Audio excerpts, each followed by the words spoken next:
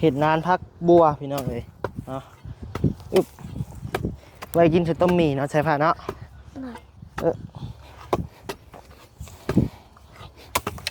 เนาะบินจะหอดขาได้หำบินจะหอดขาได้ดิขอไก่ดิขอไก่เนี่ยไปพ่นก็ข้อบ่แม่บ่ดินจ้ะก็ขอกระแมนแม่นบ่บนรถจะจอดนั่นแหละบนรถจะจอดก็ใช่จอดนะนี่ก็ไม่ได้ปลากระป๋องเหนียวเหม็นเกลือแมวเด้อหำเด้อโอ้ขนมก็ยังอยู่บ่นี่บ่เนาะ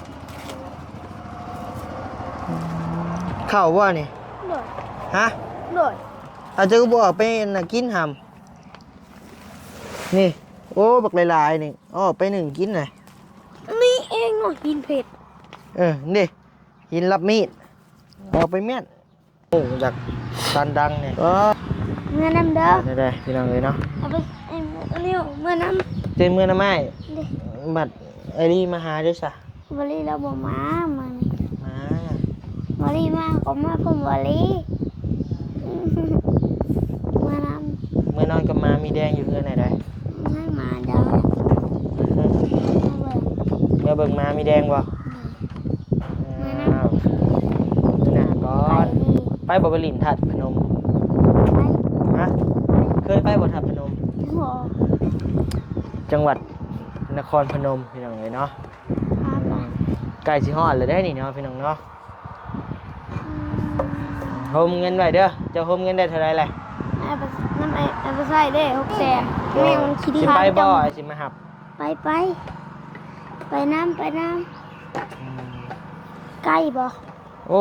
ประเทศไทยผู้แล้วไปเป็นลินเลยพาสายฟ้าไปหล่อบึงทับพนมก่อนพี่น้องเอ๋ยเนาะหักฮอดมือฮอดวันผู้แล้วเบิ่งสายฟ้าโฮมเงินได้ก่อนสิโฮมได้เท่าใดโฮมเงินโธ่พี่น้องเอ๋ยเปิดคลิปเปิดภาพมาบัดนี้พี่น้องเอ๋ยเนาะบรรยากาศค่อยคำลงแรงได้พี่น้องเด้อเนาะอยู่ที่เฮือนน้องสายฟ้าเช่นเก่าเช่นเคยพี่น้องเอ๋ยเนาะจักไปทางไหนเลยน้องเพิ่นก็ได้พี่น้องเอ๋ยรับเลยไปจักเนาะ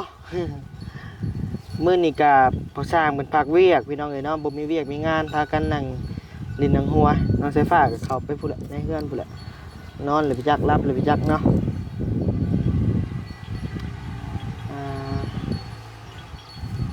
พอสร้างก็ยังบ่ทันได้มาพี่น้องเอ๋ยเนาะก็ดีนั่นบัดนี้ก็ขอกราบทักทายสบายดีพ่อแม่พี่น้องหมดทุกคู่ทุกคนเด้อเนาะที่เข้ามารับชมคลิปบันนิวโดยตลอดมาพี่น้องเนาะแล้วก็คอมเมนต์ให้กำลังใจบันนิวก็ขอบคุณขอบใจหลายๆด้วยพี่น้องเด้อเนาะเนี่ยแต่บันนิวก็บอกว่าใส่2คนพี่น้องเอ้ยเส้นเก่าเส้นเคยบ่มีไผมามื้อนี้ต่อสบายดีเด้อบอกว่าใส่โอ้กล้องก็ได้นอนให้ได้ตื่นโพดโพเนาะทำอยู่ตั้งตาซื้อเลยรับสิเมื่อเลยไม่พลาดนี่นะใช่แล้วคอยเห็นชวนพักตัวน่ะเห็ดอันคอกมิลล่าวะชวนพักตัวนั้นเห็ดคอกไว้ละล่าวะคอยสิไปหาปลูกพักใส่ก้อนว่าสั่นพอสิได้กินน้ำชมเชยไปแล้วแล้วพักบัวยังบ่พักบัวหัวพักบัวยังบ่ใจคอยอยากปลูกพักบัวมันปลูกง่ายคอยบ่ฮู้เรื่องนี้บ่ฮู้บ่คอยบ่ได้ปลูกก็พักบ่ไผปลูกพักบัวตัวนี้จังว่าเป็นไผบ่แก้วบ่เดี๋ยวมีแต่สิไปเฮ็ดนานไว้ก่อนพี่น้องเอ้ยเนาะขุดนานไว้ก่อนแล้วก็จังสิไปหาซื้อพักบัวมาปลูกเพราะว่ามันพักเฮากินง่ายนะต้มหมี่ก็เด็ดใส่หมี่รสกินหยังก็ใส่รสนะมันเป็นผักสิกินง่ายแล้วก็ขึ้นไวผักบัวพี่น้องเอ้ยไปเดี๋ยวไปหาน้องสายฟ้าก่อนโอเคไปเห็ดนานพักปะสบายดีปะลุงเนี่ยโดยเซนอนรับบอกใช้เอาไม้เนี่ยคือโซซีแท้อันนี้ฮะเห็ดยังมาเอาจกมาหำเสียมมาเสียมนะเสียมซื่อนะผู้จกเฉียดใช่พูนห้ำจกห้ำ จกอยู่พู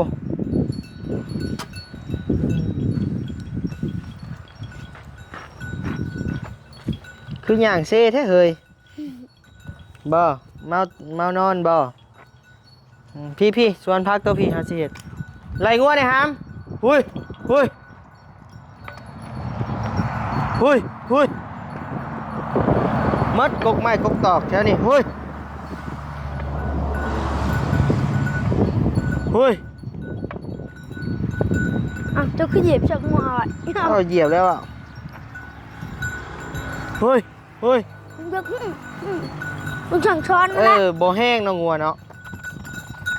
เจ็บเฮ้ยเฮ้ย ต้ม เฮามันแน่เฮาแน่นี่แหละเห็ดสวนพักอยู่นี่แหละพี่น้องเอ้ยเพราะว่าพากันอันนั้นเมียนหรือว่าปลาเมียนเลยบ่ได้เห็ดหยังพี่น้องเอ้ยซับทิมซะน่ะมันหมดแล้วฮะ ต้นม่วงเลย มันตายแล้วฮะเอากกม่วงมาปลูกในนี่บ่นี่นะ อุ้ย พุ่นเอากกม่วงไปปลูกข้างเฮือนผู้แถวแจ้หัวผู้เนาะพี่น้องเนาะมันจังแม่นมาปลูกในสวนนี่บ่แม่นมาพี่น้องเอ้ยเนาะบาดนี่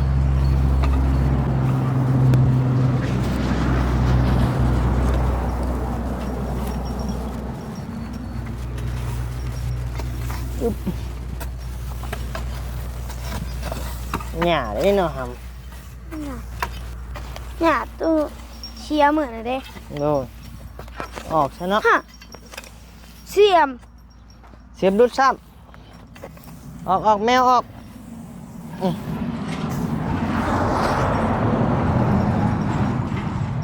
พอดีแล้วเห็ดได้2 คันนี่บ่อดินคือแข็งหาม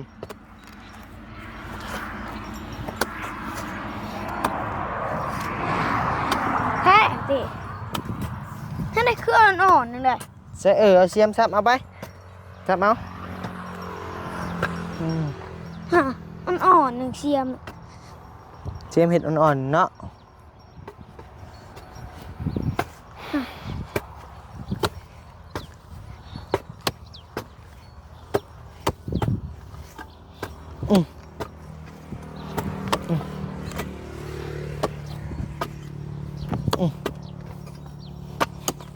พอดีแล้วเห็ดได้2 นานผักบัว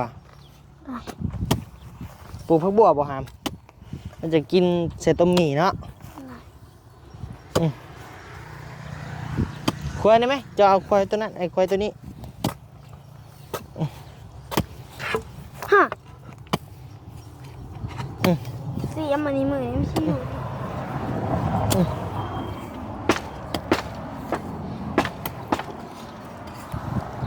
เหมือนน้ำเสียมใบแท้อันนี้ ฮะที่ว่าเชียมหลุดลายเถื่อนเลย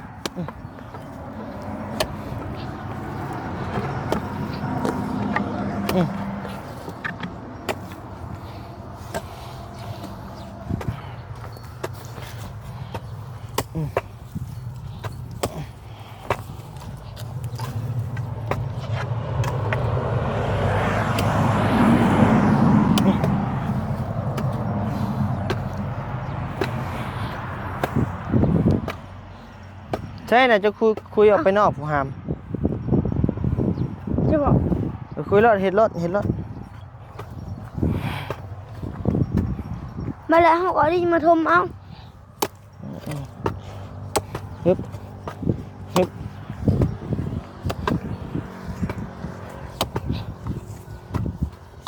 ห็ดนานพักบัวพี่น้องเลยเนาะอึบไว้กินเสร็จต้มหมี่เนาะใช่ผ่าเนาะ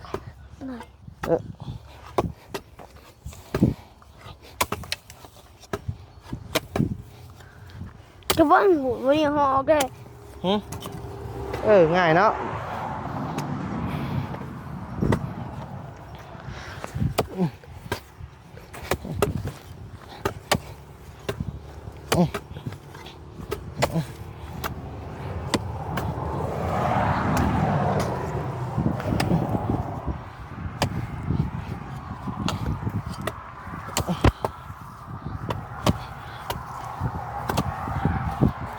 ดินตัวนี้งามๆพี่น้องเลย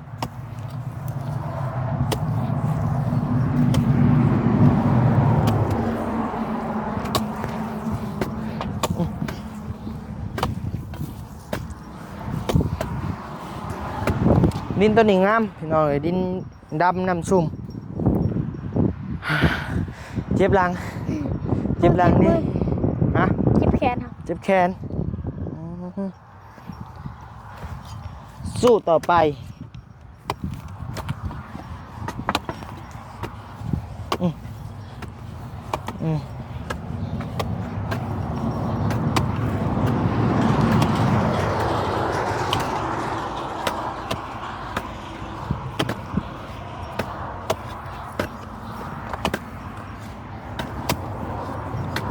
ให้แล้วเลยได้ใส่ผ้า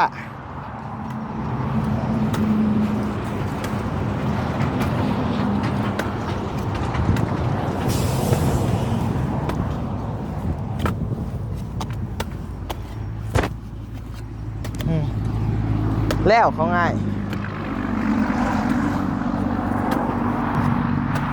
ต้องเปลี่ยนไปแท้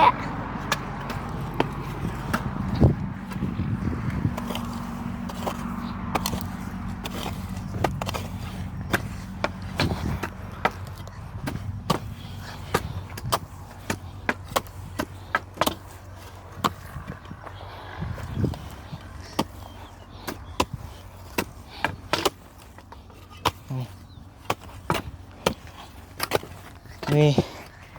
คือ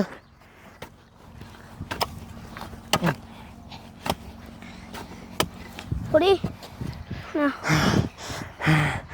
เมื่อย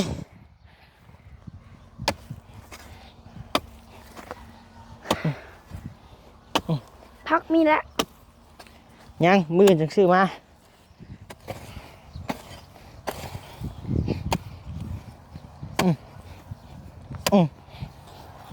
เรียบร้อยพี่น้องเลยเจ็บมันแอว ที่ช่วงนานนี้ แม่เอาซองนานนี่แหละ ตัวนี้ได้บ่เห็ดบ่ เจ็บแอวเด้ นี่บ่เห็ดบ่ ฮะ เจ้านี่บ่เห็ดบ่ เห็นได้ใช่ นี่ดิ เบิ่งเอากล้องกันเมื่อยเจ็บแอวเอาเลย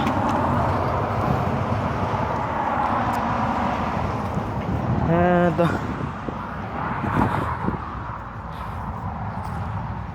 กินกันนะงอโดดเขาก็ยัง เมื่อยบ่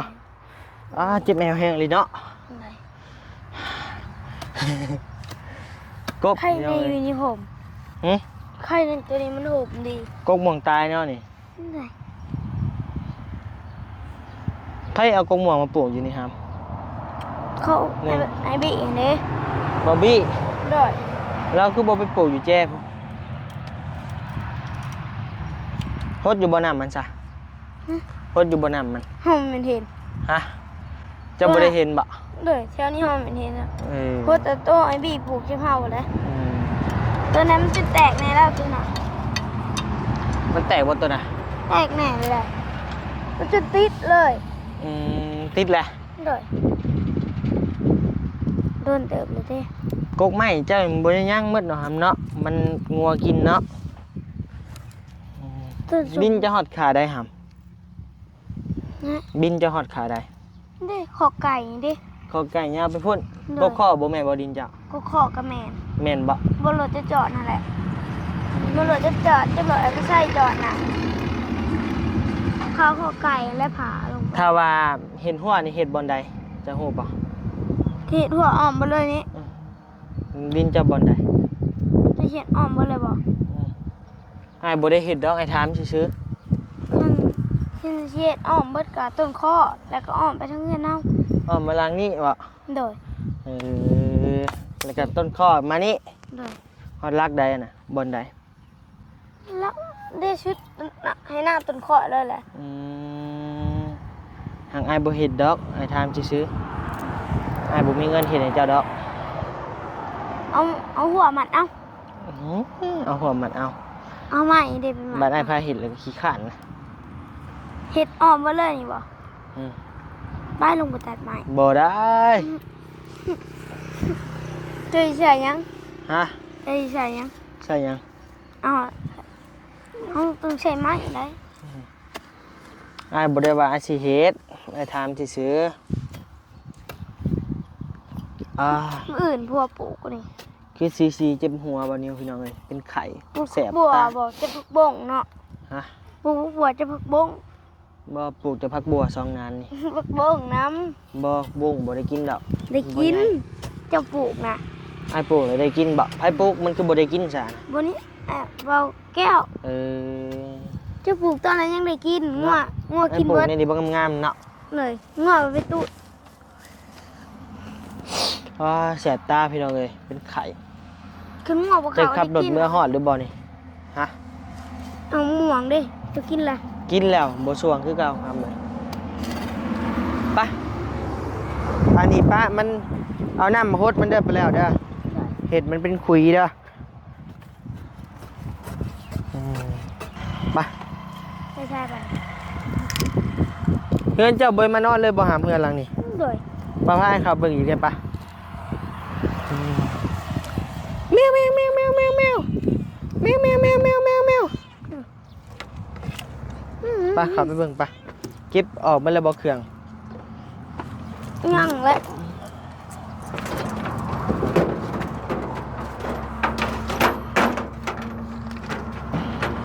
บงป้า ปองปลาเหม็นเกลือแมวซะ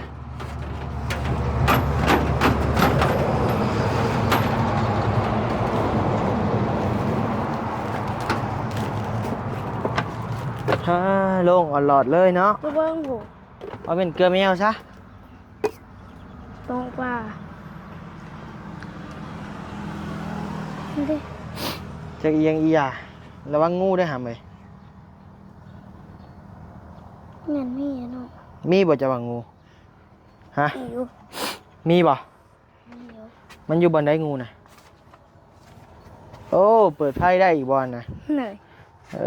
มีไฟอีกอันนี้เอาออกไปเยี่ยงอยู่นอกพูนะไอ้บ่ะเยี่ยงเห็นเป็นทางเข่าอยู่นอกทางพูให้มันแจ้งเฮือนเจ้า ป่ะ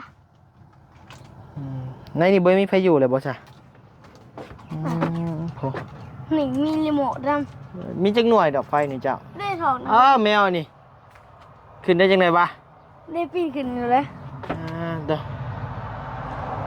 มาพี่เอเจียมีช่องดอกแบบนี้ ใช่ เด้ มีดอกนี่น้ำเอาใช้รีโมทอันเดียวกันใช่บ่ อ๋ออันเดียวกันไหน เออ เพี่มันเปิดไว้เด้ ใช้รีโมทอันเดียวกันอีก หน่อย ใช้มาเบิ่งอยู่ในเฮือนเจ้านี่ อันนี้ก็วิดได้ บักกระป๋องนี่เอาเหม็นเกลือแมวเด้อหำเด้อ น่ะ โอ้ขนมก็ยังอยู่บ่นี่บ่เนาะข้าวบ่นี่ หน่อย ฮะ หน่อย อาจจะบ่ไปน่ะกินหำนี่โอ้บักหลายๆนี่ไปหนึ่งกินหน่อย นี่เองหน่อยกินเผ็ด นี่หินรับมีดเอาไปเมียนเอ้ยเป็นแล้วเป็นไข่แล้วพี่น้องเอ้ยเสียบปลาไว้คือเก่า อ๋อไว้นอกเลยบ่ บ่ป้านนี่แหละ ปีนนอกได้เลย ป้านนี่แหละโอ้ตกใจได้แมว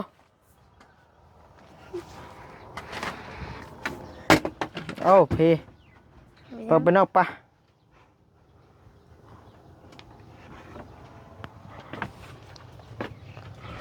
จะเบิ่งเด้อวันนี้ผมไฟเปิดเองแหละ ใส่ผ้าเป็นไข่แล้ว คาตะกล้อง เอานี่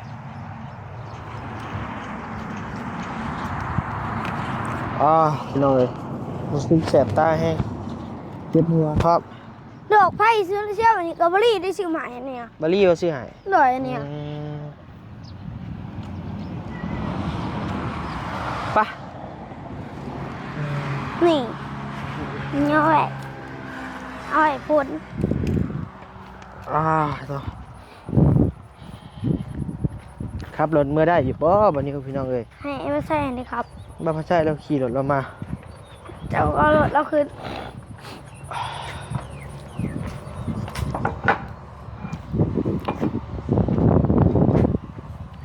เห็นหน้าไหม ยังไง ทาซีบอก ทาซียังทาโบเป็นยังวะ ทาซีเลือดนี่ได้ ไทยไปไทยนา เห็นได้ก่อนทาซีนะ ค่อยๆไปเลยนี่ค่อยๆลูก เห็ดแห้งวิวแบบนี้แห้งหัวมันกระตกถึงเฮาเจ้าก้อยซีบ่เป็นบ่ เป็นอยู่อย่ามันบ่ถือกับพอสร้างก้อย ผู้สร้างแล้ว อันนี้บัดนี้ซื้อมาเมื่อเช้านี่พี่น้องเอ้ยเนาะอันนี้ มันจัง 35,000 เพ่ไว้เพราะถ้าเหลี่ยมเซานั้นมันสิรุ่ง มันสิรูปเขาเนาะ เลยมันสิเป็นก่อนนี่เนาะถ้าเหลี่ยมเซานะ ไม่สร้างถ้าเป็นบ่สิ เป็นไร เป็น เอาก็ยังทาเป็น เป็นแล้วก็บ่ท่าซะ เบิดซีเด้ ซีเมิดบ่ อุ้ยไปก่อยให้เราก็เลยนอน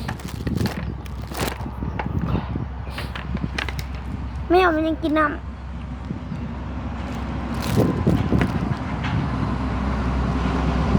แมวก็ถือท่าซีบ่น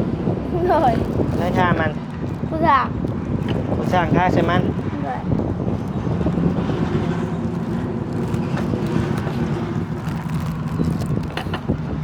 เฮาตัวนี้แหละเฮาไว้ทา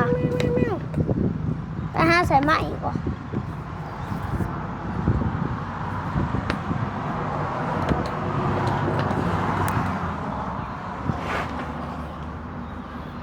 ไปหาใส่ไม้ว่ะ แนวฮูหรอกสิใส่ไม้อันนี้เอาไม้ใส่มาใส่ โหผู้สาวอย่างเอาใหม่อันเก่าบ่ เอาไม้อันเก่าแล้วใส่ อันเก่ามาจากใส่เด้อันเก่ามันมีสี่อันวันนี้ก็อยากฆ่าทุกก็อยากฆ่าเข้าก็อยากฆ่า เปลี่ยนกันเลย ก็เปลี่ยนแล้วคนละอัน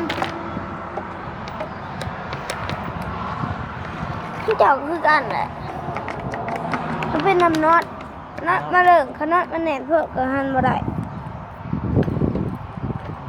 มันไปไว้ แมวคือกินน้ำลายใส่สายฟ้า เฮากับบูบูตัวนี้คือนุ่มกว่าเขาตัวนี้นุ่มกว่าตัวนี้ เข้าไปห้องใส่ผ้ากี่นี่ว่าขี้มูกไหลเลย มันเหม็นขี้พุ่นหลาย เป็นหวัดเลยพี่น้องเลย ห้องมีชุบเรามีชุบแล้วยังไม่ทันปวด ห้องไหนได้ ห้องเฮือนหลังไหนได้ อุ้ยปวด มันเหม็นนี่ขี้พุ่นหลาย ห้องมันแม่ขึ้นนอนเลย จะไปขึ้นนอนเลย โดยมันจะบุญเทวีสู่พื้น ไปนะพี่น้องเนาะทั้งวันนี้ก็สิได้เมื่อก่อนเมื่อแต่เว้นก่อนพี่น้องเอ้ย อ้าว รู้สึกว่าตัวเองบ่สบายปานใดเนาะ เมื่อน้ วินหัวแล้วก็ขี้มูกจากตันดังเนี่ย ำเมื่อน้ำเด้อ ได้ๆพี่น้องเอ้ยเนาะ เอาไปไอ้อันนี้เมื่อน้ เต้นเมื่อน้ำไม้ ำดิ บัดไอรี่มาหาด้วยซะ บริเราบอกมามัน มา บริมาก็มาผมบริเมื่อน้ เมื่อนอนกับมามีแดงอยู่เพื่อนไหนได้ ำให้มาเด้อมาเบิ่ง เมื่อเบิ่งมามีแดงบ่อ้าวมื้อหน้าก่อน มาเบิ่งเด้อ มื้อหน้าจะสิพาไปลิน ไก่ดี ไปบ่ไปลินทัดพนม ไป ฮะเคยไปบ่ทัดพนม โห จังหวัดนครพนมพี่น้องเอ้ยเนาะ พาไป ใกล้สิฮอดแล้วได้นี่เนาะพี่น้องเนาะโฮมเงินไว้เด้อเจ้าโฮมเงินได้เท่าไหร่แหละ น้ำไอ้ไปใส่ได้600,000 โดย พาเจ้ามือคืนนี่แม่นบ่ ทางน้ำไม้ว่านี่150,000เป็น7,500เนาะ เลย โฮมไว้เด้อถ้าพนมไปสิพาไปลินเด้อวันที่เท่าใดวะ20ปลายบ่วันที่20ปลายเดือนหน้าพุ่นแหละพี่น้องเอ้ย